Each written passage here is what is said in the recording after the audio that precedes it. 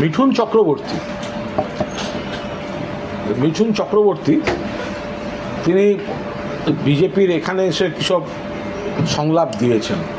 এখন এই প্রবল গরমের মধ্যে মাথায় একটা গরম টুপি, গলায় একটা হাফ মাফলার, তার মধ্যে একটা ফুল হাতা কালো জব্বা, এতে কোনো তো কেউ ঠান্ডা মাথায় বাস্তব কথা বলতে পারে না এই গরমের মধ্যে ওই সব গরমের পোশাক আশাক পরে।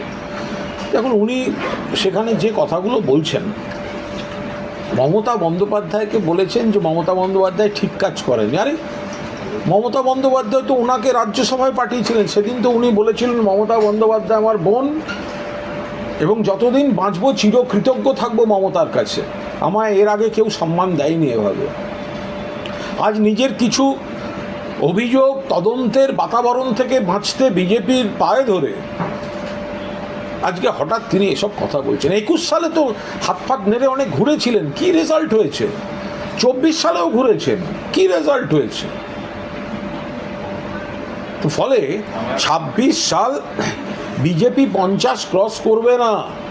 চতুর্থবারের জন্য মমতা বন্দ্যোপাধ্যায় বাংলার মুখ্যমন্ত্রী হিসেবে শপথ নেবেন। আর মিঠুন চক্রবর্তী তিনি কি চোখ বুজে আছেন? তার মধ্যে যে ঘরে মাঝে মাঝে উনি বলেন না আমি বাঙালি, ওনার কি বাঙালি সত্তাটা মরে গেছে? শিরদাঁড়াটা কি বিজেপির কাছে বন্ধক রেখেছেন? সারা দেশ জুড়ে বাংলা ভাষীদের উপর যেটা হচ্ছে,